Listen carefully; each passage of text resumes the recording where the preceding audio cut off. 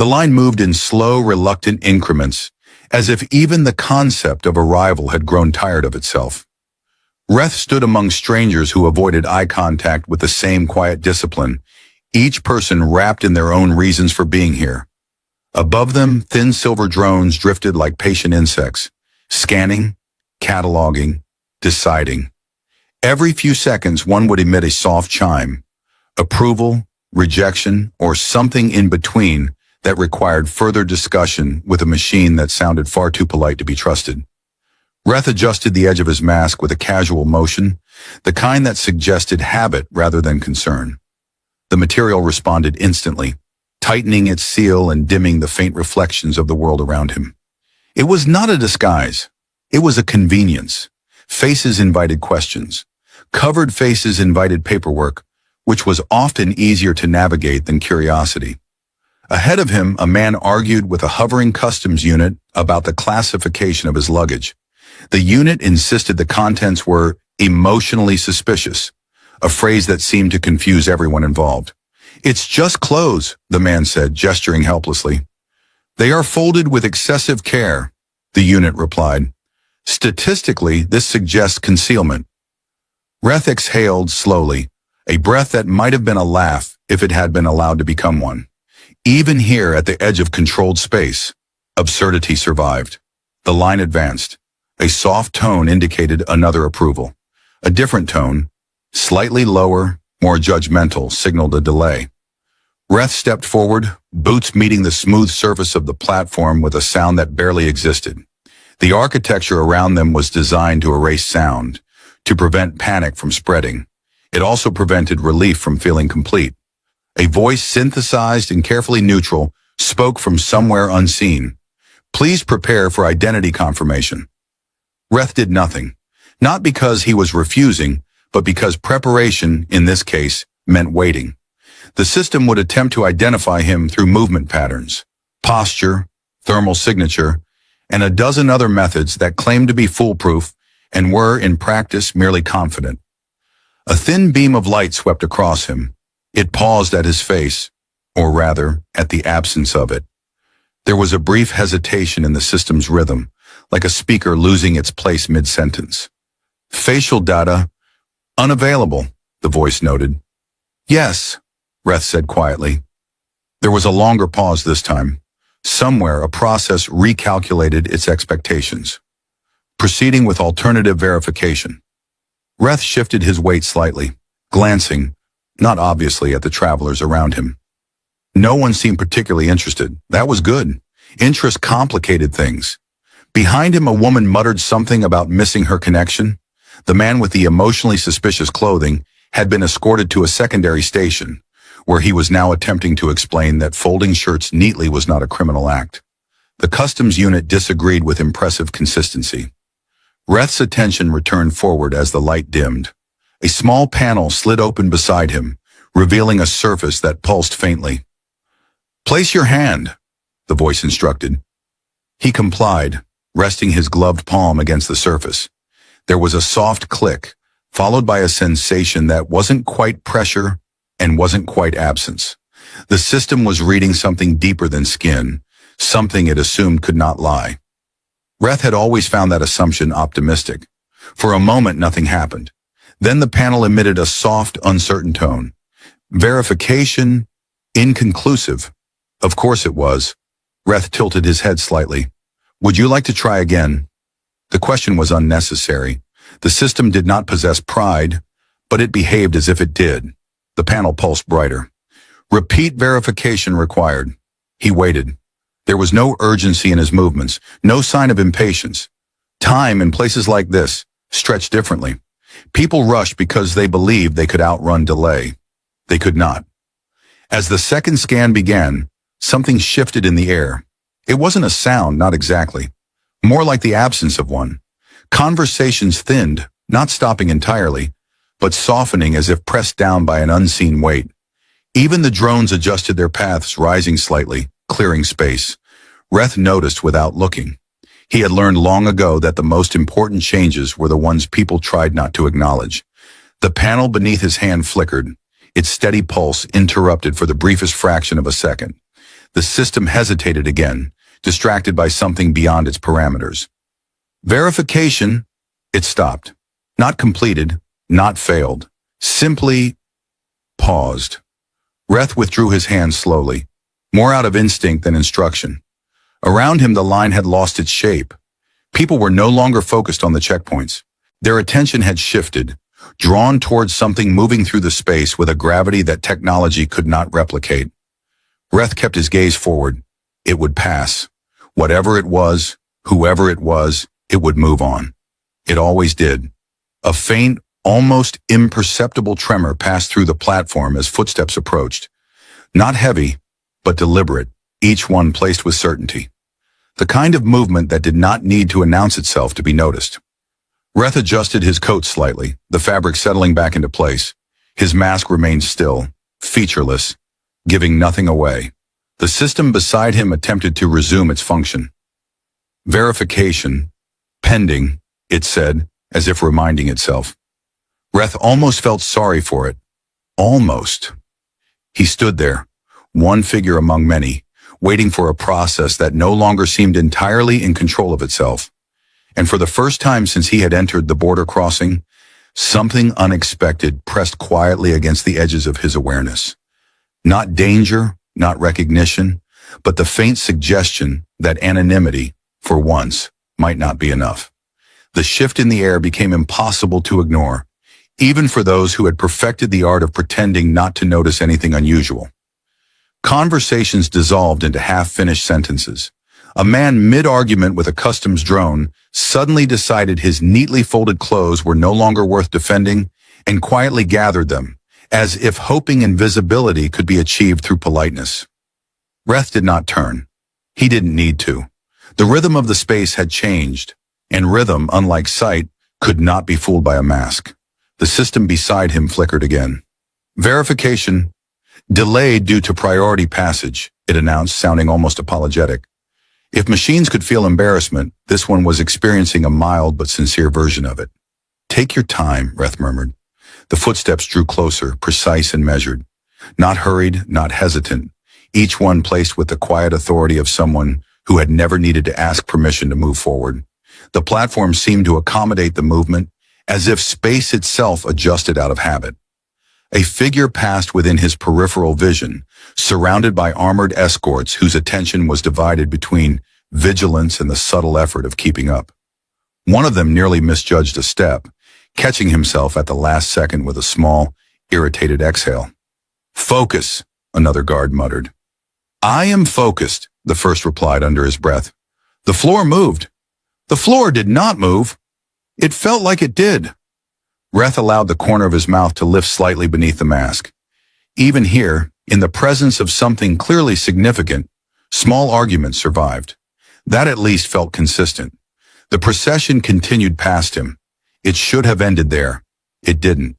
The footsteps stopped, not slowed, not paused briefly, stopped with a finality that interrupted the flow of everything around it. One of the escorts took half a step forward before realizing the movement had ceased, then awkwardly adjusted his stance, as if hoping no one had noticed. Reth kept his gaze fixed ahead. There was no reason for this to involve him. A second passed, then another. The silence deepened, stretching thin and fragile, like a surface tension waiting to break. Continue, one of the guards said quietly, though the uncertainty in his voice suggested he was not entirely sure who he was instructing. Nothing happened. Reth exhaled slowly, controlled, measured. He could feel the weight of attention beginning to gather, not directly on him, not yet, but close enough to be uncomfortable. Then the footsteps returned, but not in the direction they had been going. They were coming back. Reth resisted the instinct to shift, to acknowledge, to do anything that might confirm awareness. Stillness was safer. Stillness suggested irrelevance. The system beside him made a soft, confused sound. Priority subject, deviating from designated path, it whispered to no one in particular.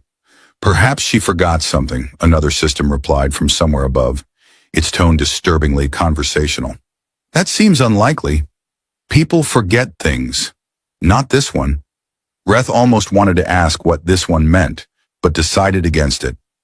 Machines, he had learned, were surprisingly poor at answering questions they had not been programmed to consider. The footsteps stopped again, closer this time, close enough that he could hear the faint shift of fabric, the subtle movement of air displaced by someone standing within reach. Reth did not move. He had stood in more dangerous situations than this.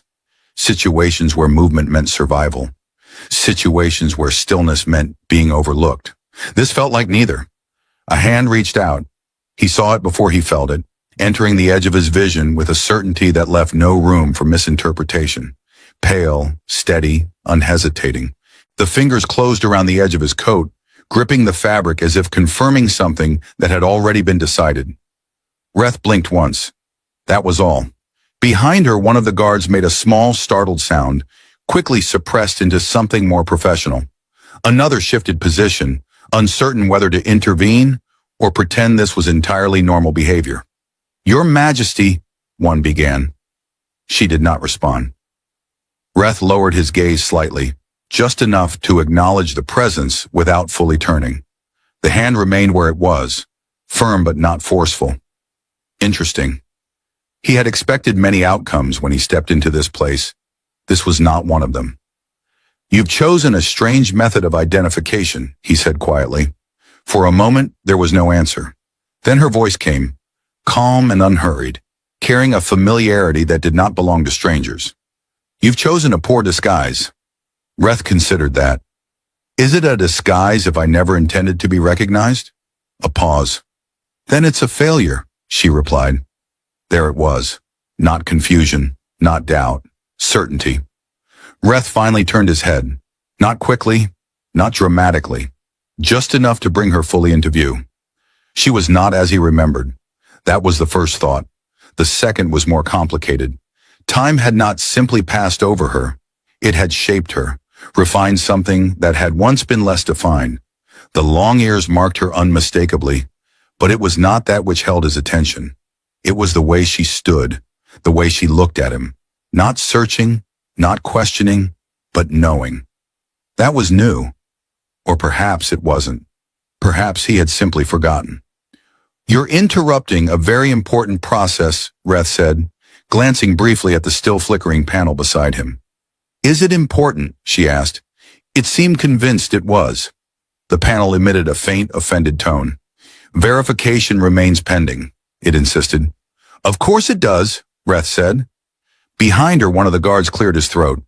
"Your Majesty, we should—" She raised her free hand slightly. He stopped speaking immediately.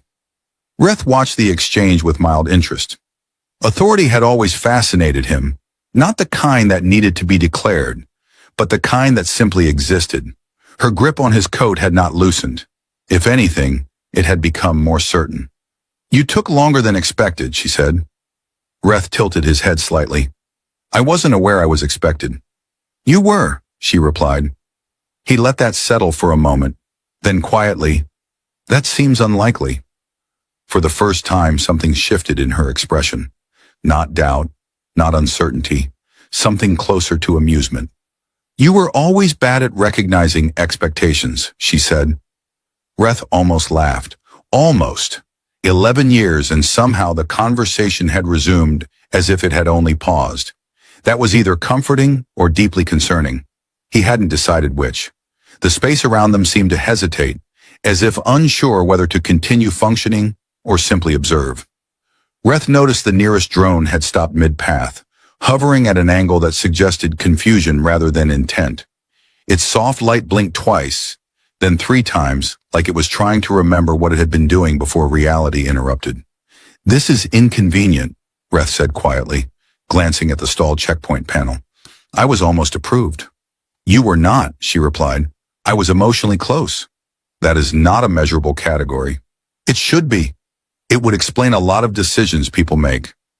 Her hand remained on his coat, steady, unchanged. Not forceful, but not tentative either. It wasn't restraint.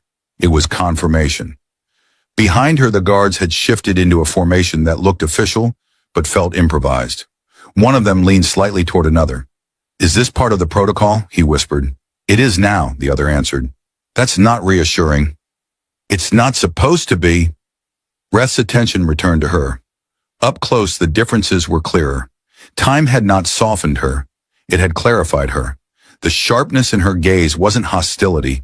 It was precision, the kind that left little room for error. "You're going to attract attention," he said. "I already have," she replied. That was rhetorical. "You were never good at those." He let out a quiet breath that might have been a laugh. "And you were always very patient with them." "I had to be," she said. "You rarely explained yourself. Some things don't require explanation." "That sounds familiar." "It should." For a brief moment, the air between them shifted. Not lighter, not heavier, but aligned, as if something that had been out of place had found its position again, even if only temporarily. The panel beside him suddenly emitted a sharp tone. "Verification." "Overridden," it announced, sounding both relieved and slightly offended. "Overridden?" Reth repeated. A second voice, more authoritative, cut in from above. "Subject clearance granted under sovereign directive." Reth raised an eyebrow behind the mask. "That seems excessive." "It was efficient," she said. "Efficiency is suspicious. Only when you're not in control of it. That happens more often than I'd like." One of the drones drifted closer, its light scanning briefly before dimming again, as if deciding it no longer had jurisdiction over whatever this had become. Reth stepped back slightly, not to escape, but to adjust the distance.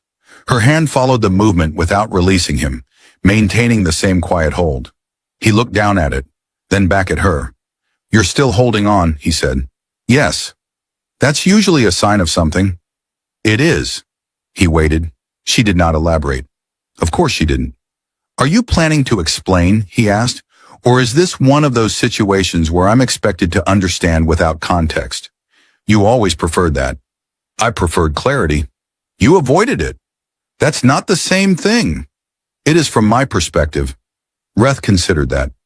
"Your perspective has always been inconvenient, and yours has always been incomplete." He almost smiled again. Behind her, one of the guards shifted his weight, clearly uncertain how long this interaction was meant to continue. Another glanced toward the exit corridor, then back at them, as if silently asking whether time had stopped for everyone or just for this specific moment. "We are still at a border crossing," the first guard said carefully. "Yes," Reth agreed. "That usually involves movement." "I was moving," Reth said. "Then I was interrupted."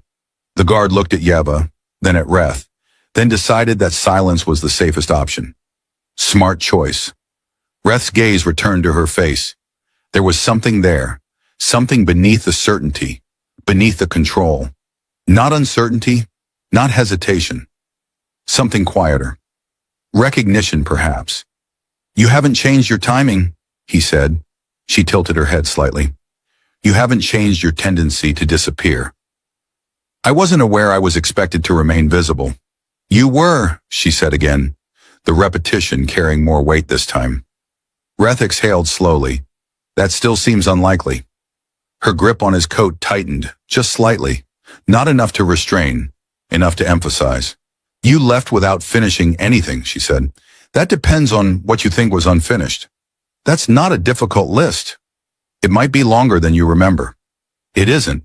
There it was again. Certainty. Not the kind that argued, the kind that concluded. Reth glanced briefly at the surrounding space. The line had dissolved entirely now, travelers scattered into loosely organized uncertainty. The systems, once precise and controlled, had shifted into something more passive, as if waiting for this moment to resolve before continuing. He had seen environments break before, usually under stress. This felt different. This felt deliberate. "You're disrupting more than just my clearance," he said. "I know. That doesn't concern you?" "No." "Of course it doesn't." A pause settled between them, not empty, just unspoken. Reth reached up slowly, his fingers brushing the edge of his mask. For a moment he didn't move it, just rested there, as if considering whether the action mattered. Then with a quiet motion, he pulled it away. The air felt different against his skin. Lighter. Sharper. He watched her closely. If there had been doubt before, this would resolve it. Her expression didn't change. Not in surprise, not in recognition, because recognition had already been there. You see, he said quietly, this is where most people would react. I'm not most people. That's becoming increasingly clear. For the first time since she had crossed the distance between them, her hand loosened slightly but did not let go. You took 11 years, she said. Reth glanced to the side, then back at her. I lost track of time. You always said that. It was usually true. Not this time. He studied her for a moment, something deeper settling into his gaze. No, he admitted. Not this time. The space between them shifted again. Not tension, not distance. Something closer to alignment. And neither of them stepped away. The systems around them seemed to recover their confidence in small, awkward increments, like someone pretending they had not just witnessed something unusual. Lights resumed their steady pulses. Drones recalibrated their paths, though several lingered longer than necessary, as if curiosity had overridden efficiency. Reth lowered the mask fully into his hand, turning it once between his fingers before slipping it into his coat. The absence of it felt noticeable. Not dangerous, not yet, but present. Well, he said, glancing briefly at the now idle checkpoint panel. That was anticlimactic. The panel flickered in response. Your presence has been processed, it said, with the tone of something attempting dignity after confusion. Was it satisfying? Reth asked. There was a pause. Processing satisfaction is not within my parameters. That's unfortunate. You're missing out. Yeva watched him, her expression steady, though there was a faint shift in her gaze, something almost reflective. You talk more than you used to, she said. I've had time to practice. I noticed. Reth adjusted his sleeve slightly, then glanced toward the open corridor beyond the checkpoint. Movement had resumed there, controlled but hesitant, as if the space was still unsure whether it had permission to behave normally again. You're blocking traffic, he said. They can wait. They're already waiting. Then they're experienced. Reth let out a quiet breath, something between amusement and resignation. You've improved your answers. I've refined them. That sounds more intentional. It is. Behind her, one of the guards shifted again, clearly torn between interrupting and preserving his own sense of professional survival. He leaned slightly toward another. How long do we allow this? He whispered. As long as she decides, the other replied. That's not a measurable duration. It is if you stop measuring. The first guard frowned, then nodded as if that somehow made sense. Reth's attention returned to Yeva. The moment stretched, not uncomfortably, but with a quiet density that suggested something unresolved. You're different, he said. So are you. That's less surprising. It shouldn't be. Reth tilted his head slightly. You expected me to stay the same? I expected you to return sooner. That's not the same thing. It is when time matters. Reth considered that, his gaze drifting briefly past her, as if measuring something unseen. Time always matters, he said. It's just rarely cooperative. You made it uncooperative. That's a strong accusation. It's an accurate one. He almost smiled again, but this time it didn't fully form. Instead, he shifted his weight slightly, the movement subtle but deliberate. You're still holding on to that, he said, glancing down at where her hand remained on his coat. Yes, that's consistent. I try to be. Even after 11 years? Especially after 11 years. The simplicity of the answer lingered longer than expected. Reth exhaled slowly, then reached up, not to remove her hand, but to lightly touch her wrist. Not pushing, not pulling, just acknowledging. Her grip loosened slightly, enough to register the contact, but she did not step back. You're not what I remember, he said quietly. You've said that. I'm confirming it. And? Reth's gaze met hers fully now. No mask, no barrier, no distraction. And I don't think I understood what I was remembering. For a moment there was no response. Then very faintly, something shifted in her expression. Not uncertainty, not vulnerability, but something closer to recognition of a different kind. That's inconvenient, she said. It usually is. I preferred when you were more certain. I preferred when certainty wasn't misleading. It still is. That's reassuring.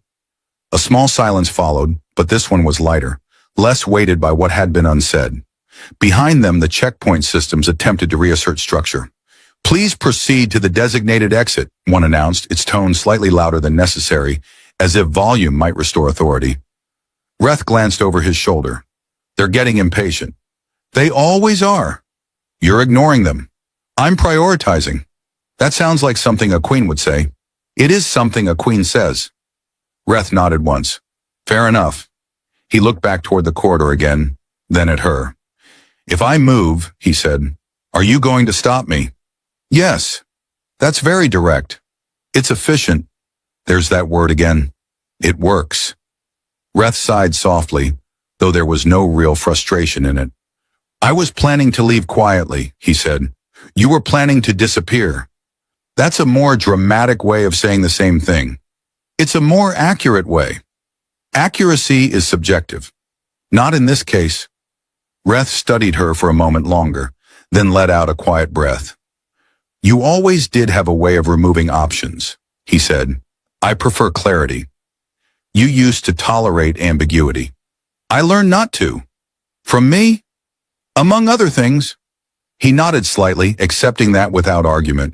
Around them, movement continued to hesitate, systems still recalibrating around a moment they could not fully process.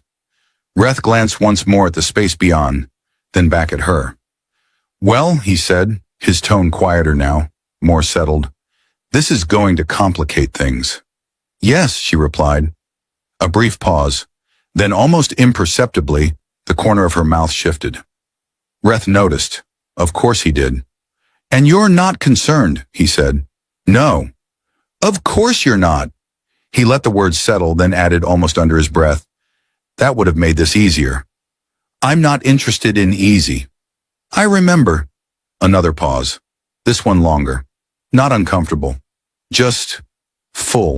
Then, without releasing him entirely, she stepped slightly to the side, just enough to indicate direction, not distance, an invitation, or a decision. Reth looked at the space she had created, then back at her. "You're still deciding for both of us," he said. "Yes." He considered that for a moment. Then with a faint, almost reluctant smile, he said, "That's also consistent." And for the first time since she had stopped him, he moved, just enough to follow, not enough to lead. They did not walk like strangers leaving a checkpoint. The corridor adjusted its lighting as they entered, recognizing authority before identity, softening into a guided path that curved subtly ahead. The walls carried embedded circuitry that pulsed in quiet intervals, like a heartbeat that had learned patience. Reth noticed the shift immediately. "You've improved the infrastructure," he said, glancing at the walls. "It listens now," Yeva replied. "That sounds unsettling." "It responds to movement, intent, threat levels. So if I decide to run, it will know." Reth nodded slowly. "And here I thought I was still unpredictable." "You are," she said, "just not invisible." Behind them, the guards followed at a respectful distance, their steps synchronized enough to suggest training, but not enough to suggest comfort. One of them glanced at the walls as they passed. "I still don't trust that it listens," he muttered. "It doesn't listen to you," another replied. "That's worse." Reth almost laughed, the sound quiet but genuine. The corridor stretched ahead, branching occasionally into smaller passageways where officials moved quickly, avoiding eye contact in the practiced way of people who understood hierarchy very well. "You've reorganized the flow," Reth said. "It was inefficient before." "It worked." "It tolerated errors." "That's usually how systems survive." "I don't build systems to survive errors," she said. "I build them to prevent them." Reth tilted his head slightly. "That sounds exhausting." "It is." "You always did prefer difficult solutions. They last longer." "That depends on what you're trying to preserve." She didn't answer that immediately. Instead, she continued forward, her pace steady, her direction clear. Reth followed without resistance, though his gaze moved constantly, taking in details, measuring distances, mapping exits out of habit. "You're still analyzing," she said without looking at him. "I'm still alive." "That's not the same thing." "It is from my perspective." She allowed that to pass without correction. A thin line of light appeared across the floor ahead, then dissolved as they approached. A scanner embedded in the ceiling adjusted its focus, then dimmed again. Adaptive clearance, Reth said. Yes. So everything here recognizes you. Yes. And now apparently, me. Yes. He exhaled slowly. That's concerning. It's intentional. That doesn't make it less concerning. It should. It doesn't. Behind them, one of the guards spoke quietly. Is he always like this? Yes, Yeva said. Reth glanced back briefly. You say that like it's a flaw. It's a pattern. Patterns are useful. They're predictable. Only if you understand them. She stopped walking. Not abruptly, not dramatically. Just a quiet halt that caused the corridor's lighting to pause its subtle adjustments. Reth took one more step before noticing, then stopped as well, turning slightly toward her. You left, she said. There was no accusation in the words, no raised tone, just a statement placed carefully into the space between them. Reth looked at her, his expression unreadable for a moment. I moved, he said. That's not the same. It is when staying isn't an option. You didn't ask. You didn't offer. A brief silence settled, not sharp, not soft, just present. Behind them, the guards exchanged a glance, then quickly looked away, as if the act of witnessing this conversation required permission they did not have. Reth shifted his weight slightly. I didn't think you'd notice. I did. I didn't think you'd remember. I did. I didn't think it would matter. It did. Each answer came without hesitation, each one landing with a precision that left little room for interpretation. Reth let out a quiet breath, his gaze drifting briefly to the side before returning to her. That's inconvenient, he said. You've said that before. It's still true. She studied him for a moment, her expression steady but not unchanging. There was something beneath it, something quieter, less controlled. You disappeared without finishing anything, she said again. Reth considered the words carefully this time, as if weighing them against something older, something less defined. Maybe I thought it was finished, he said. It wasn't. That depends on perspective. It doesn't. There it was again. Certainty, unyielding. Reth looked down briefly, then back at her, his expression shifting. Not softer, not harder, but more focused. You've become very sure of things, he said. I've had time. Time doesn't usually make people more certain. It does when they stop avoiding answers. Reth almost smiled, but it didn't quite reach his eyes. I wasn't avoiding, he said. You were. That's your interpretation. It's accurate. He let that settle, then shook his head slightly. You've improved your arguments. I've refined them. There it is again. It works. Reth exhaled slowly, then glanced down the corridor ahead. It stretched further than it should have, the perspective subtly distorted by design. Longer, more controlled, more contained. You've changed this place, he said. Yes. It feels tighter. It's more stable. Those aren't always the same thing. They are when instability becomes a risk. Reth nodded once, as if acknowledging the logic without fully agreeing with it. Behind them, the guards shifted again, one of them clearing his throat carefully. Your Majesty, he said, we are approaching a restricted sector. I'm aware, she replied. Reth raised an eyebrow slightly. Restricted for me? Yes. That's unfortunate. It doesn't apply right now. That's even more concerning. It's intentional. Of course it is. He let out a quiet breath, then looked back at her. You've removed a lot of variables, he said. I've reduced uncertainty. That's not always an improvement. It is when uncertainty leads to loss. Reth didn't respond immediately. For a moment his gaze shifted. Just slightly, just enough to suggest that something in her words had reached further than the surface. Then he straightened, the moment passing without acknowledgement. Well, he said, his tone lighter again, if I'm being escorted into a restricted area, I assume this is where things become more complicated. Yes, she said. A brief pause, then, almost imperceptibly, she added, they already are. Reth glanced at her, studying the subtle shift in her voice, then let out a quiet, almost amused breath. Gooding, he said. I was starting to think this would be simple. It won't be. It never is. And with that, they continued forward, the corridor narrowing slightly as if guiding them towards something that had been waiting longer than either of them had intended to return. The corridor narrowed further until the architecture itself seemed to make a decision on their behalf. The lights dimmed slightly, not darker, just more focused, guiding them forward with quiet insistence. The air changed too, cleaner, sharper, as if filtered through systems that distrusted imperfection. Reth noticed immediately. Restricted usually means uncomfortable, he said, glancing at the walls. It means controlled, Yiva replied. That's just a more polite word for uncomfortable. It depends on who's being controlled. Reth gave a small nod. That would explain why I'm starting to feel very uncomfortable.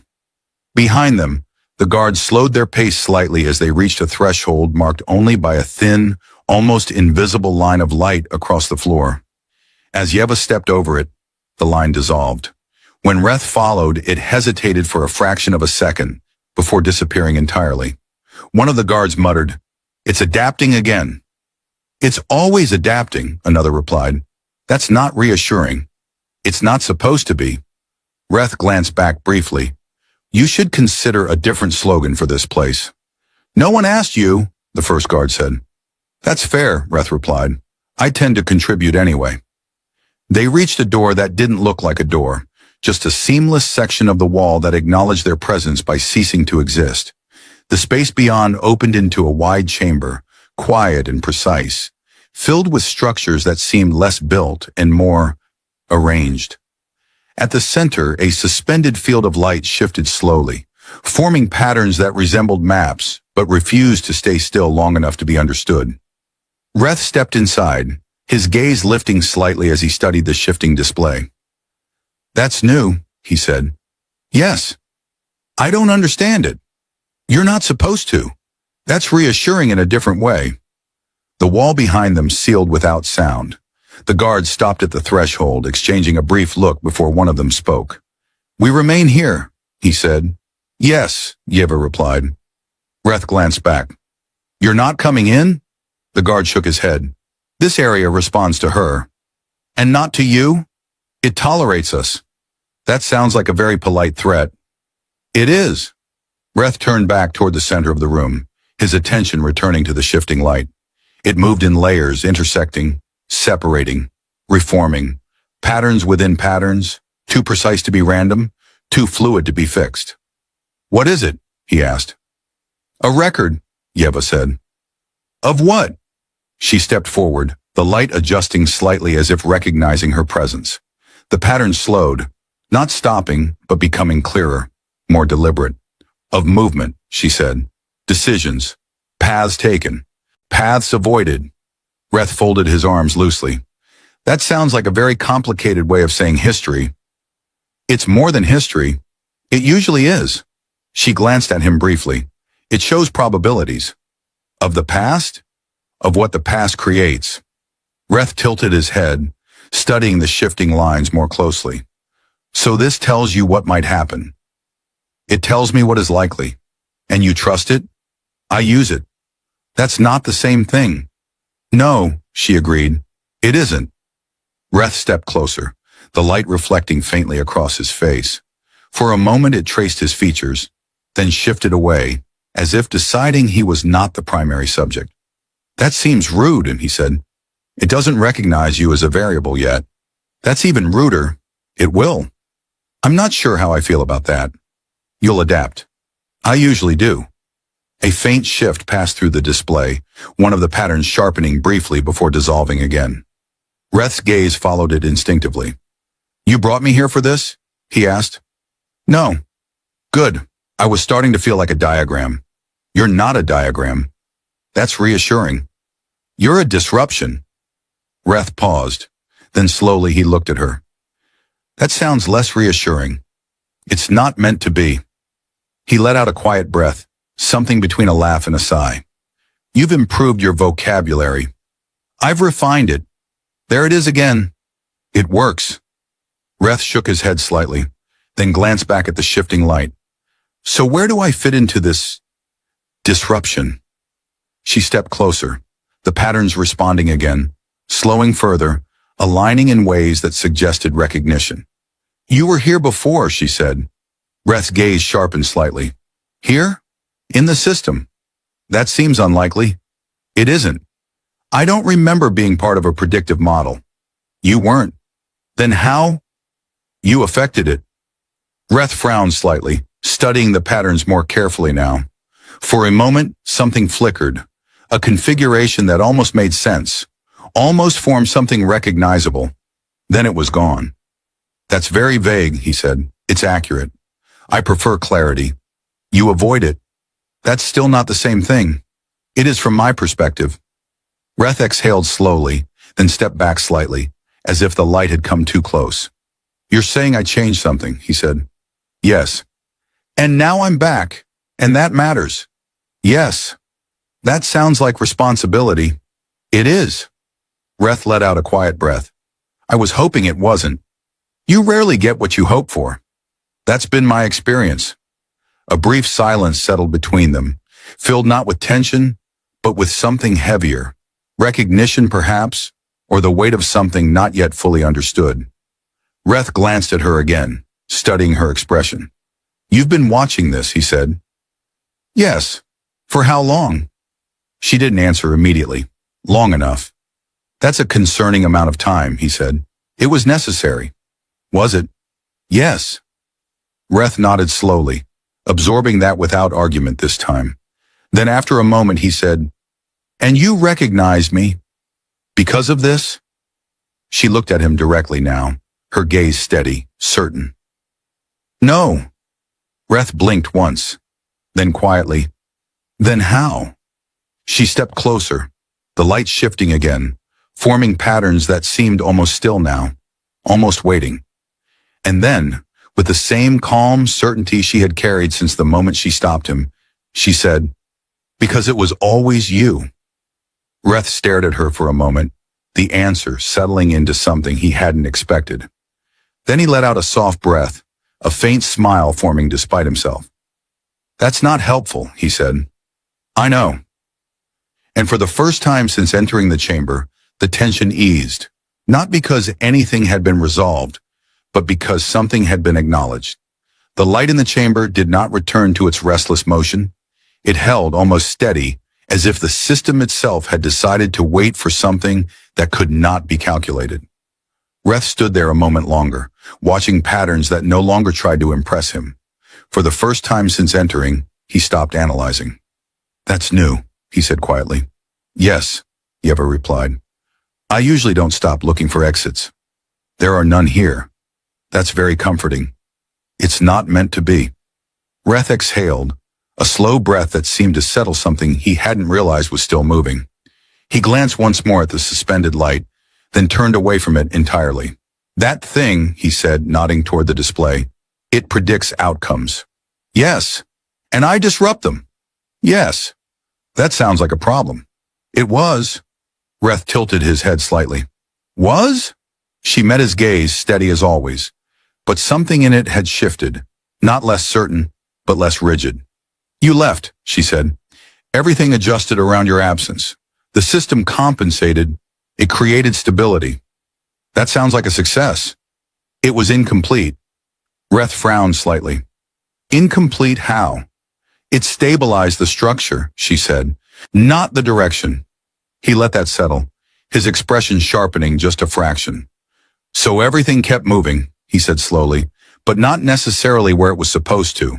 Yes, that's familiar. You were always good at recognizing that. I was usually the cause of it. Yes. Reth almost smiled, but it softened into something quieter. And now I'm back, he said. Yes. And that fixes things. No. Reth blinked once. That's not encouraging. It changes things. That's slightly better. A faint shift of amusement passed through her expression, brief but unmistakable. Reth noticed. Of course he did. So the system doesn't know what to do with me, he said. No. And you brought me here anyway. Yes. That seems reckless. It's intentional. There it is again. It works. Reth shook his head slightly, then stepped closer. Not to the light, but to her. This time the movement wasn't cautious. It wasn't measured for escape. It was deliberate. I thought leaving would simplify things, he said. It didn't. I know that now. A pause, then quieter. I thought if I stayed gone long enough, whatever I left behind would stop mattering. It didn't. I know that too. The admission didn't feel heavy. It felt settled, like something that had finally stopped resisting. Behind them, the door opened silently. The guards remained where they were, but the corridor beyond had returned to its steady rhythm. No longer hesitant, no longer waiting. The system had resumed. Reth glanced toward the exit, then back at her. So what happens now? He asked. Yeva stepped slightly closer, closing the space that had remained between them since the corridor. Now, she said, we stop avoiding what was unfinished. Reth let out a quiet breath. That sounds complicated. It is. I was hoping for something simpler. You always do. I rarely get it. No. A faint smile touched her expression again, more visible this time. Reth noticed that too. Of course he did. He looked down briefly, then back at her, something in his posture shifting, not less guarded, but less distant. I'm not the same, he said. I know. You're not either. I know. That should make this harder. It doesn't. Why not? She didn't answer immediately. Instead, she reached out again. Not with urgency this time, not with the certainty of recognition, but with something quieter. Her hand found the edge of his coat again, the same place, the same motion, but different. Because we're not trying to return to what we were, she said. We're deciding what we are now. Reth held her gaze, the words settling into something that felt unexpectedly clear. That's new, he said. Yes.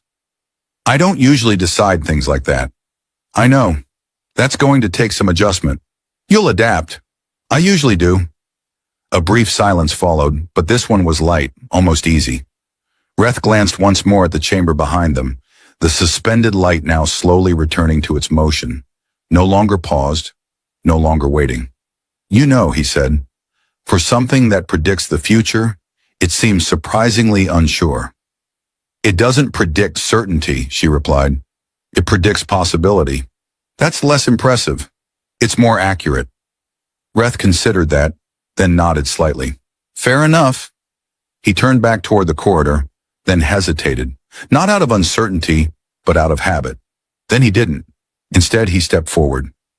Not away, not disappearing, forward. Yeva moved with him, not leading this time, not following either, just moving alongside. Behind them, one of the guards exhaled quietly. Is that it? He whispered. The other shrugged. I think so. That was less catastrophic than expected. Give it time. Reth glanced back briefly. I heard that. Of course you did, the guard muttered. Your whispering technique needs improvement. We weren't trying to be subtle. That explains a lot. The guard frowned. Is he staying? Yeva answered without looking back. Yes. Reth tilted his head slightly. That was very confident. It was accurate. He let out a quiet breath, something close to a laugh. Well, he said, I suppose disappearing again would be repetitive. And predictable, she added. Reth nodded once, and we wouldn't want that. They continued forward, the corridor opening wider ahead, the systems no longer hesitating, no longer adjusting around absence. This time there was no need. Reth didn't look for exits. He didn't measure distances. He didn't